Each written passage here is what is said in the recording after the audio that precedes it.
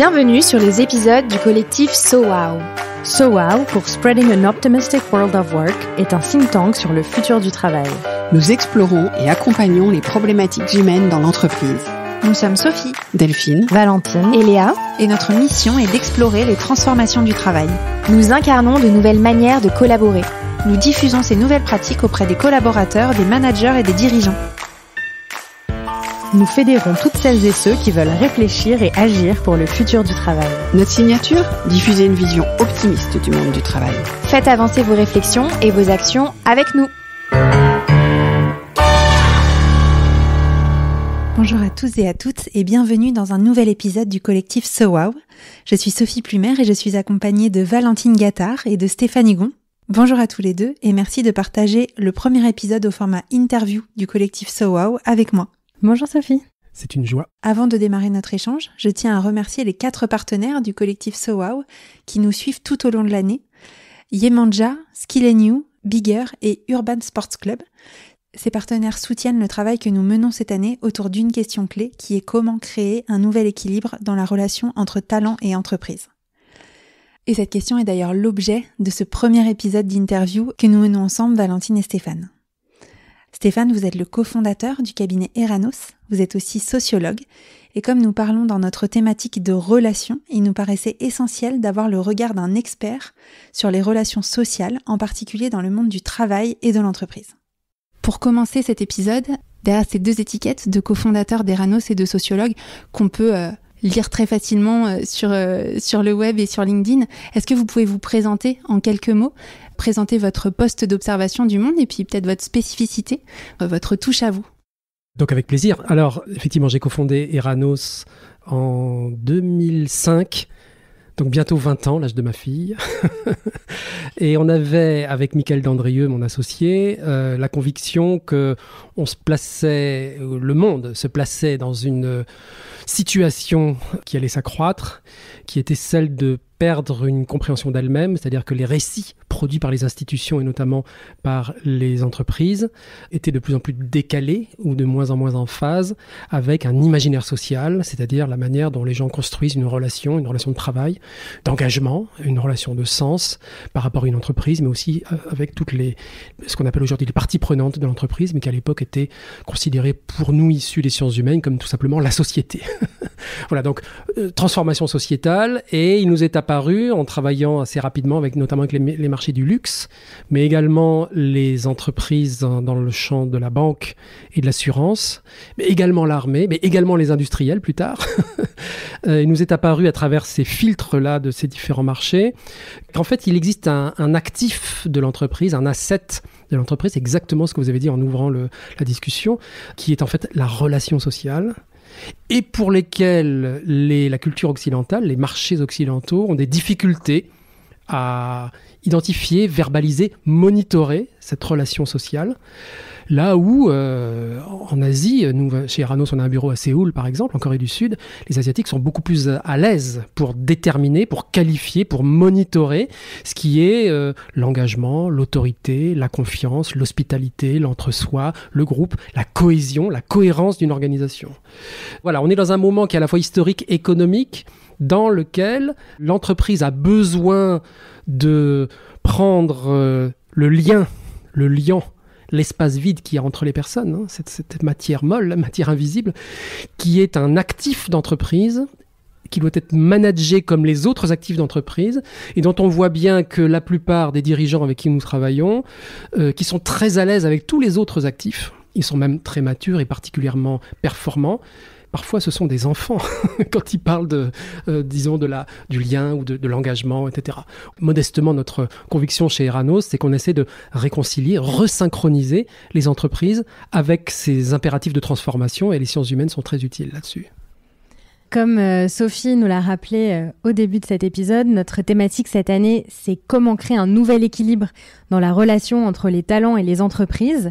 Alors vous nous avez déjà donné quelques éléments de réponse, mais vous qui travaillez particulièrement sur les imaginaires, quelles sont les premières idées qui vous viennent à l'esprit à l'évocation de cette question-là en particulier ? En réalité, c'est la transformation de la société qui donne une place différente aujourd'hui de l'entreprise dans la société. C'est une question qu'on ne s'est pas posée pendant très longtemps, la définition de l'entreprise, comme vous le savez, jusqu'à il y a très peu de temps. On va dire autour des années 2005-2010. Après, il y a eu la loi Pacte, il y a eu les transformations à la fois du digital, de l'environnemental, etc., qui ont modifié la place de l'entreprise dans la société. Mais jusque-là, on avait une définition à la Friedman sur, l'entreprise n'a pas à se poser plus de questions que sa rentabilité.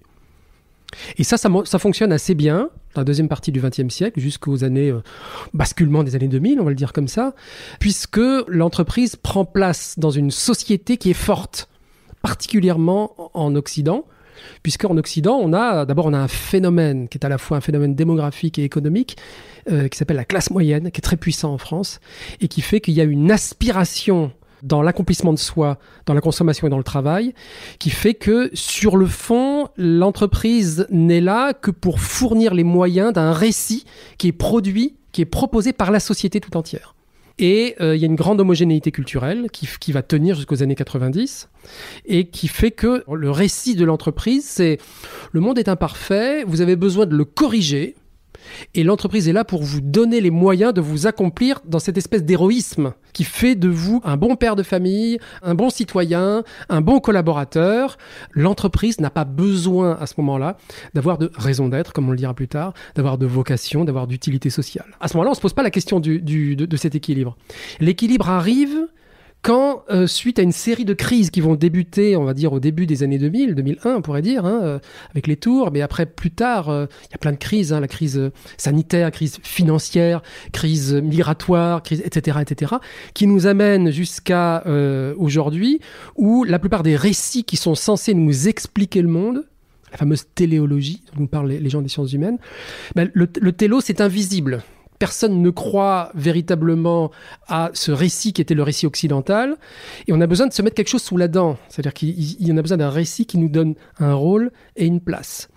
Les récits sociaux sont affaiblis et il incombe aux entreprises non seulement de fournir les subsides aux personnes pour s'accomplir en tant qu'eux-mêmes, mais également on leur demande d'avoir une opinion sur le monde, on leur demande d'avoir une utilité sociale, on leur demande d'avoir une opinion sur le leadership. Qu'est-ce que c'est que le leadership ? On nous demande d'avoir une opinion sur l'éthique, on nous demande d'avoir une opinion pratiquement politique au sens entier du terme, et on demande aux entreprises, et en particulier aux dirigeants, de prendre la parole, d'avoir un récit puissant, fort, qui permettrait à la personne qui est à l'intérieur de l'entreprise de trouver le relais de ce qu'il ne trouve plus à l'extérieur de l'entreprise. Voilà. Et donc là, on en vient à votre question. Ça modifie complètement la notion d'équilibre entre le temps que je passe et la raison pour laquelle je passe du temps dans l'entreprise et les autres enjeux familiaux, spirituels, militants, associatifs, y compris toutes les choses qui font la vie sociale, les petits territoires de la vie, si je puis dire. Et on s'aperçoit que, puisque les grands idéaux, je pense au droit de l'homisme par exemple, qui était quand même extrêmement puissant, je pense aussi à les formes de la spiritualité, les grandes religions, on va dire les grands monothéismes occidentaux sont en crise, de manière inégale, mais sont en crise. La question militante aussi est en crise. Le syndicalisme, qui a été l'objet clé de tout le XXe siècle, c'est entre 3 et 5% des collaborateurs. C'est donc plus là que ça se passe. Je ne sais pas si c'est bien ou pas bien, peu importe, mais en tout cas, quantitativement et empiriquement, il y a une expérience qu'on ne trouve plus dans les lieux attendus pour l'accomplissement de soi, qu'on va aller chercher ailleurs. Et donc, ça charge un peu l'épaule du dirigeant et de son organisation, qui se sent maintenant en position de devoir produire, en tout cas, c'est l'aspiration des jeunes collaborateurs, alors pas tous, ça on y reviendra, de trouver dans l'expérience du travail le sentiment de l'accomplissement de soi. Et donc, voilà, c'est comme ça que j'ai envie de dépositionner et repositionner votre question, c'est-à-dire, faut-il un équilibre ? Certains trouvent la raison d'être de leur existence à l'extérieur de l'entreprise, parce qu'en fait, la vraie vie est ailleurs. Voilà. Et d'autres, au contraire, trouvent dans l'entreprise le moyen, le véhicule pour accomplir quelque chose et qui veulent modifier le monde. Et qui fait qu'il se trouve aujourd'hui que c'est plus les associations, c'est plus le public, c'est les entreprises qui seront le véhicule le plus efficace, qui aura le plus d'impact pour transformer la réalité tangible des relations entre les personnes et des relations avec notre environnement. Et donc, certaines personnes, à l'inverse des premiers dont je viens de parler, qui étaient plutôt extérieurs à l'entreprise, qui se défont de l'entreprise, ceux-là, au contraire, vont surinvestir l'entreprise comme étant le véhicule de l'accomplissement de cet objet environnemental. Voilà, donc ça veut dire que dans ma réponse, il y a deux trucs. La première, c'est de dire qu'en réalité, il y a un contexte, une construction de votre question, qui est une construction sociétale sur le moyen terme, sur 50-60 ans, et que derrière ça, la réponse, il y a des formes multiples, puisqu'avec la disparition ou la fragilisation de la classe moyenne, on a en réalité un éclatement des formes du travail, et donc du récit par lequel on s'accomplit dans le travail. Un éclatement des expériences de travail. Là, on est ici dans votre collectif ou dans des lieux qui sont magnifiques, où on voit qu'on vient charger l'expérience tangible du quotidien du travail. C'est exactement l'inverse de ce qu'on aurait pu penser d'un atelier ou d'un bureau il y a encore 30 ou 40 ans. On veut y trouver du confort, du réconfort, de la réassurance, de la qualité relationnelle, de la qualité de vie, du récit.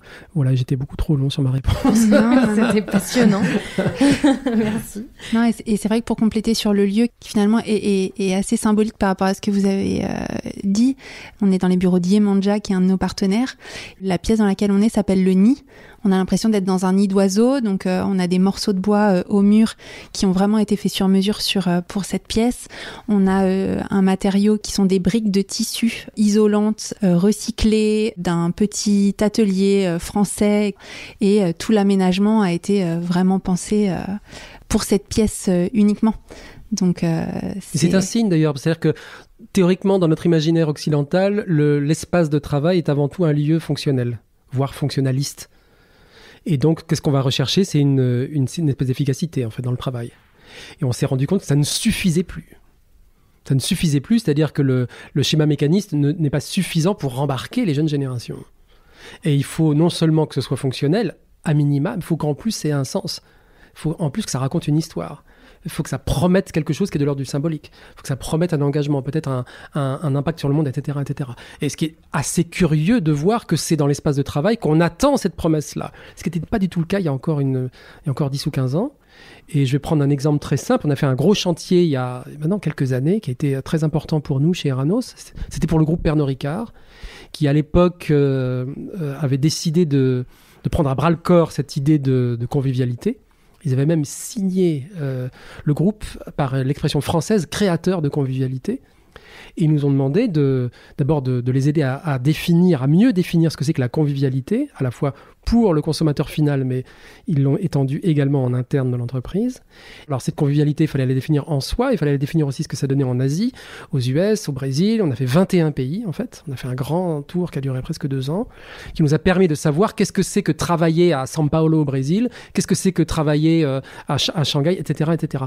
Et également, qu'est-ce que c'est que boire un verre ensemble sur les rooftops du Queens ou sur le bar rouge de Shanghai. Donc en réalité, la promesse de la marque, c'est quel est l'événement humain qu'elle permet entre des collaborateurs ou entre des clients.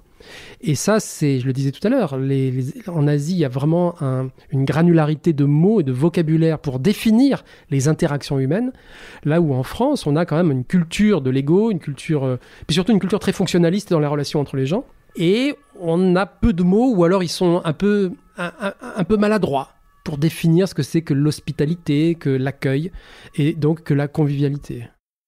Quand je vous écoute, il y a une question qui me vient, donc je comprends que quand il y a 50, 60 ans, le lien dans la société, les liens, on les trouvait dans la religion, dans les associations, dans la famille, dans différentes institutions un peu éclatées. Et que là, finalement, l'entreprise vient concentrer beaucoup de choses. Qui dit entreprise dit travail. Est-ce que vous pouvez aussi nous éclairer sur votre vision de la place du travail dans la société et peut-être cette évolution-là de la place du travail à l'heure où, à contrario, la technologie, le digital aurait pu nous faciliter la tâche et nous permettre de nous concentrer aussi davantage sur notre sphère privée et nous éloigner un peu de l'entreprise, en tout cas nous en détacher un peu. Alors, c'est intéressant parce que y a une réponse qui flotte et qui est en partie juste et qui répond à votre question, qui serait de dire, on le voit beaucoup notamment avec les sujets autour de l'IA, de l'intelligence artificielle, et on a déjà eu ça dans l'histoire sociale de la technique en Occident, avec l'automatisation dans les années 60, la digitalisation des années 90, c'est qu'en réalité, on pourrait déléguer tous les métiers durs, tous les métiers ingrats, tous les métiers pénibles, récurrents, privés de sens, à la technique, Vous savez, c'est Keynes qui disait qu'on pouvait ne travailler que quelques heures par jour, que ça serait très largement suffisant si on savait bien s'organiser. Donc, une partie de la réponse, ce serait de dire, OK, libérons-nous du travail et déléguons toute la partie ingrate à des machines qui sont désormais là et concentrons-nous sur la partie noble de notre existence. L'osium, le fameux osium, c'est le loisir régénératif, si je puis dire, pour retrouver ce que c'est qu'une vie collective, qu'une vie politique, qu'une vie sociale, qu'une vie spirituelle, qu'une vie symbolique, etc. En réalité, ça marche pas. Parce qu'en fait, on a besoin du travail. On a besoin du travail parce que le travail permet de nous transformer. Quand on est à l'œuvre de quelque chose et quand le travail est bien fait, il permet de trouver dans l'expérience même de cette confrontation, de cette dureté, de trouver une expérience qui est mutuelle. Je transforme la société ou je transforme le fer que je frappe quand je suis un maréchal ferrant ou les slides que je mets en forme quand je suis dans le domaine de service. Donc il y a un côté transitif d'un côté, mais il y a aussi un retour, il y a un feedback. Ce travail me transforme moi-même. Et cette relation mutuelle du travail de l'un sur l'autre évite quelque chose qui est le désœuvrement. Le désœuvrement, c'est l'idée d'être privé d'une expérience de transformation de soi-même et d'être dans une oisiveté qui n'est pas l'oisiveté heureuse comme l'osium que j'ai évoqué tout à l'heure, mais plutôt une oisiveté qui finit par nous faire tourner en rond. Le travail est l'expérience par laquelle on participe à la société. Et donc, il faut continuer de travailler. Et d'ailleurs, regardez comme beaucoup de gens qui sont aujourd'hui en retraite ne savent pas du tout gérer le manque de travail et trouvent une activité parce qu'en réalité, c'est dans et par le travail qu'ils s'accomplissent eux-mêmes. Donc, je ne crois pas à la disparition du travail. Je crois à un meilleur travail et plus de travail. Alors, je vous dis ça, moi j'ai 55 ans et donc je vois arriver dans 10-12 ans quelque chose qui va... Mais les gens de ma génération n'ont pas spécialement envie d'arrêter de travailler. Alors, bien sûr, on ne parle pas de gens qui ont des travaux pénibles, des choses comme ça, y compris dans les travaux, même les travaux de service, il y a plein de choses qui sont très pénibles. C'était ça mon point. Je ne voudrais pas dire que la technologie ou l'entreprise est quelque chose qui nous aliène dans le travail. C'est vrai dans certains aspects, mais c'est pas du tout vrai dans d'autres. Je crois que c'est dans et par le travail qu'on socialise, qu'on participe d'un récit et qu'on est une partie prenante de quelque chose de plus vaste qui s'appelle la société tout entière. Bon, c'est exactement ce en quoi on croit. Hein. C'est pour ça qu'on a dressé cette problématique.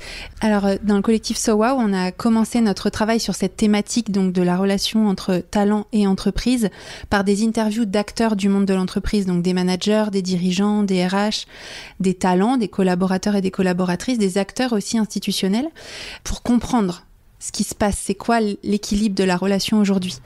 Une première leçon que nous retenons de cet échange, c'est l'importance du vocabulaire et surtout ce qu'on met derrière les notions donc, que nous, on a employées dans notre problématique, notamment les termes équilibre, relation et talent. Alors ça nous intéresse de votre côté, Stéphane. Qu'est-ce que vous lisez derrière ces mots équilibre, relation et talent qui pourraient venir nous éclairer et alimenter notre réflexion ?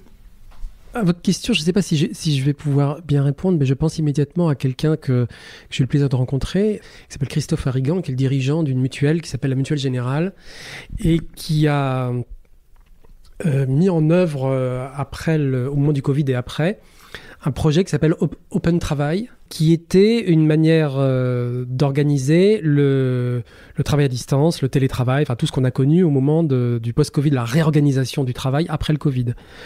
En fait, il a établi quelque chose qui me semble très juste, c'est qu'il a considéré que le nombre de jours où on peut télétravailler n'était pas un enjeu. Je pense que quand on commence à quantifier le travail, c'est qu'on a perdu le sens du travail. Moi, j'avais trouvé dans une vie antérieure, mais encore antérieure à la vie antérieure dont j'ai parlé tout à l'heure, j'ai un passé à l'université et j'ai vu, pas dans l'université, mais dans des services administratifs, des gens qui étaient objectivement en situation de burn-out et qui pourtant avaient très peu de volume objectif de travail. Donc j'ai vu des gens qui étaient en burn-out à 30 heures. Et ils étaient dans une souffrance tout simplement parce que le sens du travail avait disparu. Et que la qualité relationnelle par et dans le travail elle-même était dysfonctionnelle. Donc oui, équilibre et relation sont des éléments clés. Je dis souvent qu'une entreprise, un collectif, une équipe, on pourrait même dire une société, c'est pas simplement une collection de gens qui individuellement sont formidables, mais c'est une architecture d'interaction qui existe entre les personnes. Cette architecture qui est souvent invisible, elle est souvent informelle, Alors, il y a un organigramme quelque part, mais il est souvent débordé. Et cet organigramme, ou cette architecture invisible, on l'appelle le design relationnel, c'est une architecture faite de récits, de choses verbalisées, de choses non dites, de secrets, de mythes fondateurs, de petits rituels du quotidien, qui sont souvent mal ou pas monitorés et qui constituent l'éléphant au milieu du salon, quoi, dont personne ne parle et qui pourtant est structurant et va avoir un impact majeur sur la qualité du travail, et qui fait qu'il y a des choses qui sont inhibées et d'autres au contraire qui sont survalorisées. Et à ne pas connaître ou à ne pas considérer cette architecture invisible comme un actif de l'entreprise, ça pose problème. Et de manière très pragmatique, il nous est arrivé chez Eranos d'accompagner des gros déménagements de sièges sociaux, notamment 2 grosses entreprises dans le nord de la France, qui avaient des sièges sociaux entre 1000 et 1500 collaborateurs, dont une avait des métiers très techniques. L'autre était des métiers plutôt de service. Et on a rencontré à chaque fois le DRH qui nous avait demandé d'anticiper, de l'aider à anticiper l'efficacité de la recherche de la résilience, comme on dit aujourd'hui, c'est-à-dire le temps minimum qu'il faudra pour que l'entreprise soit au moins aussi efficace entre avant et après. Et on s'est rendu compte que la connaissance à l'occidental, que je me disais tout à l'heure, la connaissance des DRH était parfois très forte individuellement sur les collaborateurs, c'est-à-dire des connaissances individuelles sur les profils de poste, etc. Mais ils sous-estimaient totalement les interactions entre les collaborateurs. Et cette architecture, ce sociogramme, si on le dit, c'est-à-dire la relation, cette matière invisible qui existe entre les personnes, qui fait que les gens se sont organisés, qu'il y a des petites pratiques d'innovation ascendante, comme on le dit, ou de choses qu'on fait, d'autres qu'on ne fait pas, ou des mots pour valider des process qui en réalité sont informels, etc. Toute cette seconde entreprise dont on ne parle pas, en réalité, c'est ce par quoi elle tient. Et en période de crise, c'est ce par quoi elle permet de dépasser la crise. Donc il y a un asset qui est souvent informel, qui est connu, mais de manière très partielle, et qui est pourtant clé, notamment dans ces déménagements. Là-dessus, les sciences humaines sont très utiles pour marquer les éléments. Nous, on a travaillé souvent avec des aménageurs, du dirigeant jusqu'à l'aménageur qui fait du space planning, donc qui fait des choses un peu comme ici, c'est-à-dire de la mise en forme, de la cristallisation d'une culture managériale. Ici, c'est pas rose pour rien, ça a un sens par rapport à l'entreprise qui porte ce sens, cette histoire, ce récit, etc. Et la question du lien, elle est absolument clé pour comprendre véritablement ce qui fait la valeur de l'entreprise, en particulier dans les périodes un peu chahutées comme aujourd'hui. Donc oui, l'équilibre, la relation et le talent, vos 3 termes me plaisent beaucoup, pas seulement parce que je suis sociologue, mais parce qu'en fait, ça touche des problématiques que nos clients aujourd'hui nous posent comme étant des problèmes d'organisation, en fait. Alors vous nous avez déjà donné beaucoup d'éléments sur la place de l'entreprise, le rôle du travail aujourd'hui, donc à quel point il est important de redéfinir le récit du travail, concept qui m'est particulièrement cher. Aujourd'hui, selon vous, quelles images entourent l'entreprise ? Comment cette image-là, elle vient s'immiscer dans la relation ? Je vais vous répondre de manière très pragmatique. On a fait un programme qui était plutôt un programme d'études. Chez Eranos, on a à la fois un métier qui est plutôt un métier d'institut, mais surtout un métier de conseil et de transformation. Donc on a à la fois des gens qui cartographient et d'autres qui transforment les sociétés. Et on avait demandé un programme sur... c'est une très belle organisation d'ailleurs qui s'appelle HLU, Heart Leadership University, qui nous avait demandé de réfléchir sur la question du leadership. Donc on a fait une grande enquête, on a fait d'abord une enquête historique. Qu'est-ce que c'est que cette étrange chose qui s'appelle le leadership, qui n'a pas de mot français ? Seuls les Québécois ont des très bonnes formules pour remplacer la guidance en toutes sortes de mots, mais en français, on parle de leadership. Et il y a une évolution des formes d'expression de ce qu'est le leadership depuis 1840, qui est la date d'apparition de ce terme, jusqu'à aujourd'hui. Aujourd'hui, il y a plusieurs formes d'expression, plusieurs formes du leadership. Et le job était d'abord de définir tout ça, de le caractériser, de l'identifier, et ensuite de s'adresser à des Français pour savoir à quelle forme de leadership ils adhèrent. Et on a été étonnés, et c'est là ma réponse, de voir à quel point il y avait un éclatement, une très grande ampleur dans la manière de répondre au leadership, et derrière ça à une culture managériale, et derrière ça au projet du travail dans l'entreprise. Je pense qu'on n'a jamais été autant aujourd'hui dans un imaginaire aussi éclaté sur qu'est-ce que c'est que travailler, qu'est-ce que c'est que l'entreprise, quelle est l'image, pour reprendre votre point, qui vient lui donner du sens. C'est-à-dire qu'il y a plusieurs manières de travailler, il y a plusieurs imaginaires du travail, il y a plusieurs postures dans la relation entre la personne qui travaille et son N+1 ou son encadrant. En tout cas, on s'est aperçu que plus que jamais aujourd'hui, les images dont vous parlez, qui sont les images de l'entreprise, en réalité sont une myriade d'images. Et c'est très compliqué parce qu'en réalité, quand vous recrutez des gens, quand vous managez des gens, vous le managez sur des items qui sont des items fonctionnels, sur des profils de poste. Et en fait, il faudrait rajouter, ce qu'on a fait nous, dans certains de nos travaux, des catégories proprement socio-économiques sur quel est l'imaginaire du travail qui vous motive, en fait. Quelle forme, il faudrait faire des personas, mais il en faudrait plein, véritablement. Voilà. La RH que je suis, quand je vous écoute, je me dis que ça serait intéressant en recrutement de poser la question quelle est ta vision de l'entreprise, quel imaginaire tu mets derrière l'entreprise et le travail en fait, pour comprendre quelle est la personne ou le prisme de la personne qui est en face de moi. Mais c'est clé. En fait, c'est induit aujourd'hui dans la relation au travail, alors qu'en réalité, c'est très différent. Nous, on a la chance chez Eranos. Là, on a depuis le mois de décembre jusqu'à maintenant, on a eu pas mal de nouveaux collaborateurs qui sont arrivés. Et on a été étonné de voir à quel point, parce qu'il y a toujours une question quand on accueille des gens ou quand on est en discussion avec eux, sur qu'est-ce qui vous attire chez nous ? Qu'est-ce qui fait que vous allez venir chez nous ? Nous, on est quand même une petite société d'une quinzaine de personnes à Paris, un petit bureau à Séoul. Donc, on a plutôt des gens qui sont plutôt des transfuges de grands cabinets, des gros cabinets de conseil parisiens, etc. Donc, ils viennent vers nous dans quelque chose de plus artisanal, on va dire. Qu'est-ce qui vous attire chez nous ? Et donc, on écoute la motivation, etc. Et on s'aperçoit qu'en fait, il y a des motivations qui sont très variables et moi, que je ne connaissais pas il y a 10 ou 15 ans.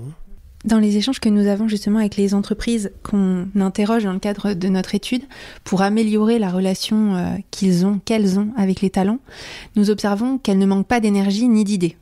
Ça, c'est vraiment un point commun. Je ne sais pas si vous l'observez aussi quand vous intervenez en entreprise, mais en tout cas, elles ont compris qu'elles avaient un rôle à jouer dans l'amélioration des relations qu'elles ont avec les candidats, les futurs candidats, et puis les personnes qui travaillent aujourd'hui pour elles. Elles innovent sur des sujets très pratico-pratiques, de pratiques RH, de modalités de temps de travail, de lieux de travail, etc. Mais parfois, on a un peu le sentiment d'une énergie perdue. Que cette énergie, elle est parfois pas reconnue ou peu reconnue par les talents, par même le corps managérial qui est censé porter ces idées et ces innovations. Et chez SoWow, on aime bien parler d'optimisme pragmatique. On aime croire qu'il y a plein de choses qui sont possibles pour améliorer la relation entre talent et entreprise. Ce qu'on observe, c'est qu'on se dit, il y a beaucoup de gens qui sont en action, beaucoup de gens qui ont envie. Donc ça, c'est super chouette. On voit qu'il y a des choses encore à mieux caler. Ma question porte plutôt sur le pragmatisme.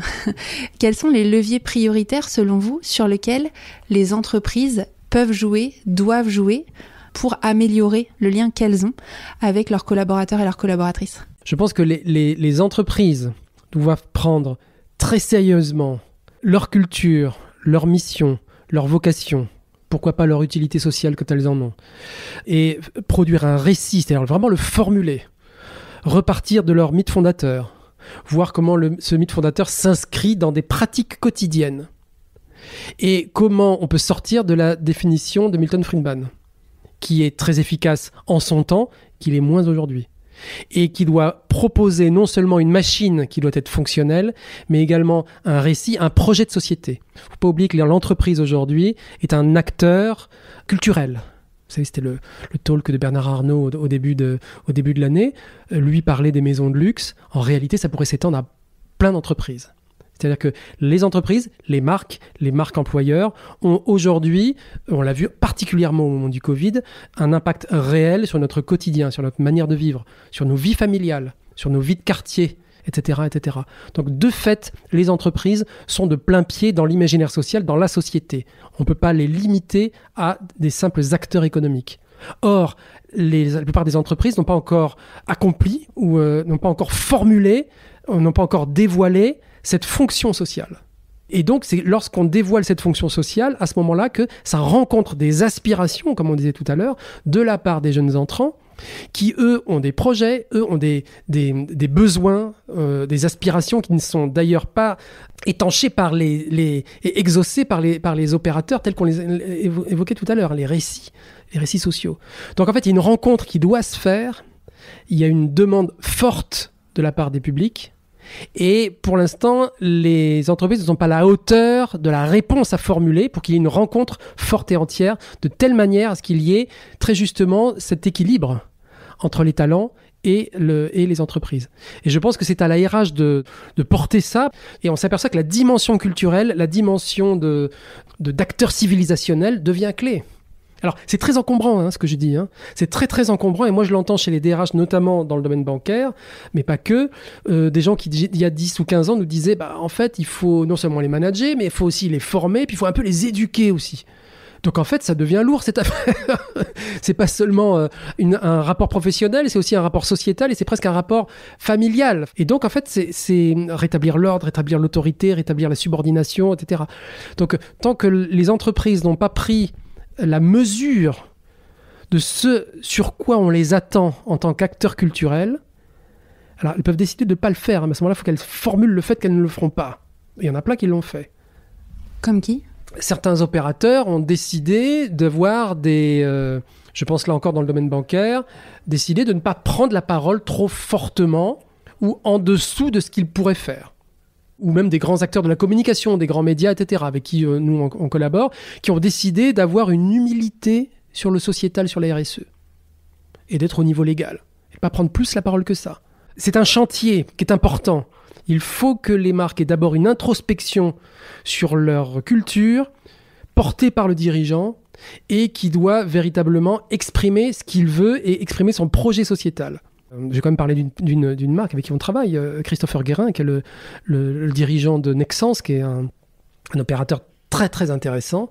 Et il a une méthode qui s'appelle les 3 E, qu'il a publié dans un livre qui s'appelle Pour aller dans le bon sens, qui porte très bien son nom, sur lequel il arrive, pour un industriel, c'est pas neutre. Donc eux, ils font de l'électrification, donc ils produisent du cuivre, ils font des câblages de cuivre. Ils ont réduit le nombre de clients, ils ont réduit le volume de cuivre extrait, ils ont augmenté la performance de l'entreprise.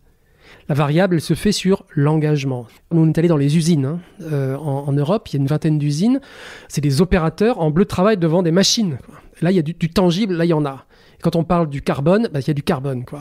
Et en fait, la manière dont l'engagement des collaborateurs s'est fait pour aller dans le sens de ce récit qu'a proposé Christopher Guérin, qui n'était pas facile, il l'a fait parce que l'histoire, le récit qu'il a produit tout en haut et qu'il a partagé jusque devant les machines dans les sites de production sont des choses qui ont été comprises et qui ont permis une rencontre, un engagement. Voilà.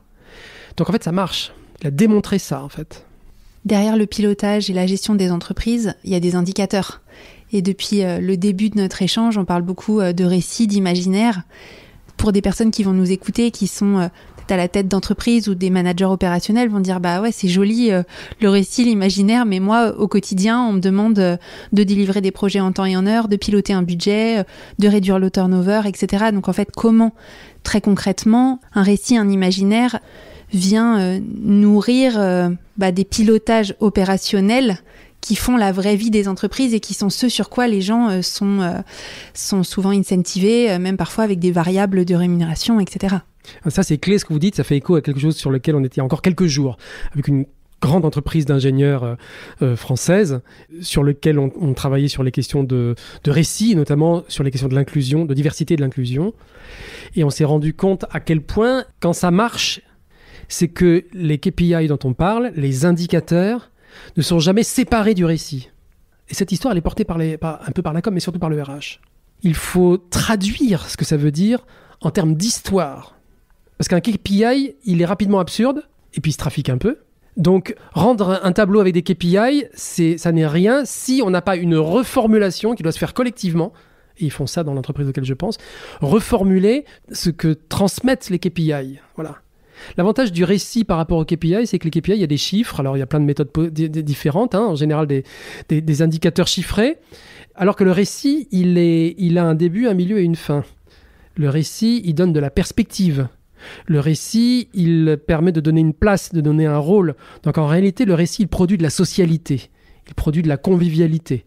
Là où le KPI produit... une satisfaction, quand on est dedans, on est content, mais il faut que le KPI soit le support d'une parole. Sinon, d'abord, les KPI, on en a beaucoup, et tous nos clients, on le voit chez Eranos, nous parlent de trop de KPI, tuent les KPI, et on peut le comprendre, en particulier sur les domaines RSE, et c'est que le début, parce que là, arrive pas mal de choses à la fin de l'année pour les grandes entreprises, qui va être quand même assez fort. Donc, il faut pas crouler sous le nombre de KPI, il faut à tout moment que l'histoire reste audible, simple, appropriable, y compris si elle n'est pas appropriable complètement, mais il faut que ça parle, il faut que ça engage. C'est ce que disait Christopher Guérin. Et ça me fait penser à notre épisode SOWO de l'année dernière sur l'engagement. On avait beaucoup parlé de ça et on disait au nom de quoi on s'engage. Et la motivation première de l'engagement, finalement, c'est de comprendre pourquoi on le fait et effectivement à quel récit on adhère et qu'on a envie de suivre. Donc c'est intéressant aussi de vous entendre et de pouvoir faire des liens avec nos précédents épisodes.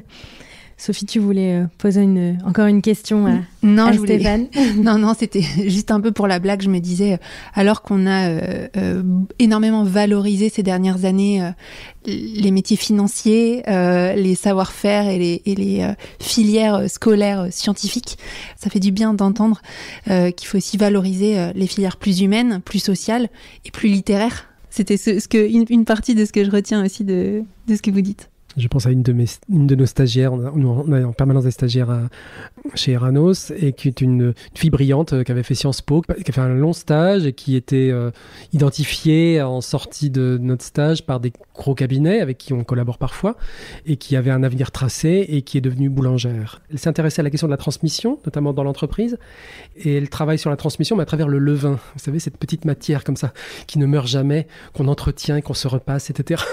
La métaphore est très belle. Et donc, effectivement, oui, il est possible qu'elle ait trouvé, qu'elle ne trouvait plus dans l'entreprise l'idée de l'artisanat, l'idée du geste, l'idée du lien, l'idée de l'engagement, l'idée du sens, l'idée du récit, c'est clair. On a parlé de l'entreprise et de la responsabilité de l'entreprise dans la relation entre talent et entreprise. Quel est votre avis sur la responsabilité des talents dans cette relation ? Est-ce qu'ils ont aussi une part à jouer, un rôle à jouer ?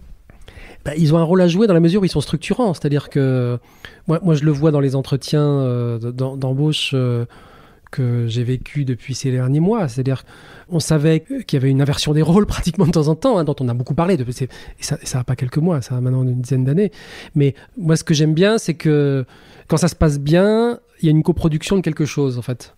C'est-à-dire que c'est une rencontre. Et la relation de subordination, elle a pas totalement disparu, parce qu'en fait, il y a le contrat, le droit de travail à la française reste très napoléonien, si je puis dire. Mais sur le fond, ce qu'on a eu souvent, nous, c'est des gens qui nous disaient « J'ai vu votre profil de poste, j'ai vu cette offre, moi j'en ferai ça et je vous conseille de faire ça et on devrait faire comme ça. » Et en fait, ça y est, en fait, il est embarqué. Donc, je crois qu'on est aussi beaucoup attentif en tant qu'employeur à ce genre de posture, de position que prennent les talents, c'est-à-dire de contributeurs. Alors pour terminer notre échange, donc nous avons beaucoup parlé de la notion de récit et je vous avais aussi entendu dans un autre podcast dire qu'il n'y a jamais eu autant de récits possibles pour la résolution des problèmes. Aujourd'hui, quel récit voyez-vous émerger et comment voyez-vous évoluer cette relation talent-entreprise avec ces nouveaux récits ? Alors, il faut se réjouir qu'il y ait plein de récits, parce qu'en réalité, les récits étaient assez univoques pendant très longtemps, et en particulier jusqu'aux années 90. Tout ça a été très refermé. Aujourd'hui, il y a un éclatement des récits possibles, y compris des micro-récits. On est dans ce moment qui est très compliqué, puisque on ne partage pas tous le même monde, on ne partage pas tous les mêmes ambitions. On a, je disais sur l'anecdote du leadership, qu'on a des définitions du leadership qui elles-mêmes ne sont pas les mêmes. On a des enjeux de pouvoir aujourd'hui autour de ça. On a une décrédibilisation forte de tous ceux qui avaient la main, de tous ceux qui avaient bénéficié d'une autorité. Très difficile aujourd'hui d'être un président, d'être un père, d'être un élu, etc., d'être un dirigeant. Cette période n'est pas terminée. Et donc, nous sommes dans un moment qui est riche de nouveaux imaginaires. Et pour l'instant, il n'y en a pas beaucoup qui s'imposent. Et c'est pour ça qu'il y a une charge particulière de la part des entreprises à essayer de rassembler, relier, de refaire des ensembles cohérents. Et il y a une manière là-dessus qui vient d'ailleurs de la sociologie de l'imaginaire qui consiste à aller rechercher les grands archétypes. Voilà. Et parmi les grands archétypes, je parlais du leadership, il y a plein de manières d'être un dirigeant aujourd'hui, il y a plein de manières d'être une dirigeante aussi aujourd'hui. Est-ce qu'il y a une manière d'être une dirigeante femme aujourd'hui ? Est-ce qu'il faut prendre les armes des hommes pour aller combattre les hommes sur leur propre terrain ? Ou est-ce qu'il existerait une manière proprement féminine de devenir une dirigeante ? Ça, c'est des éléments qu'on a beaucoup travaillé, nous, parce qu'on nous a beaucoup posé ces questions sur le leadership féminin. Et on s'aperçoit qu'en fait, il y a plusieurs manières possibles de le faire. En fait, ces différents récits, ils ne fonctionneront qu'en relation avec les publics. Voilà. Donc ça veut dire que dans un premier temps, il faut d'abord être attentif à l'écosystème, à ses parties prenantes, ses publics, ses clients, ses collaborateurs. Donc il faut avoir d'abord un moment d'humilité avant de produire un récit, parce qu'il y en a plein, et c'est là la réponse. Il y a plein de récits possibles. Il faut choisir le récit qui est plus en phase avec son temps, sinon on souffre de l'incompréhension, ce qui est un peu ingrat, notamment pour un dirigeant. J'aime beaucoup aussi la notion de résonance de Hartmut Rosa, qui parle exactement de ça, en fait, de trouver le récit qui nous convient pour se sentir affecté par le monde et donc de trouver l'espace où on va pouvoir aussi contribuer à tout ça. Merci beaucoup, Stéphane, pour tous vos éclairages. C'était avec plaisir. Absolument passionnant. Merci beaucoup et à bientôt. Merci, à bientôt. Et merci beaucoup à vous. Un grand merci pour votre écoute. Nous espérons que cet épisode avec Stéphane Hugon vous aura apporté des clés de lecture intéressantes sur les transformations du monde du travail et ce qui se joue aujourd'hui dans l'équilibre de la relation entre talent et entreprise.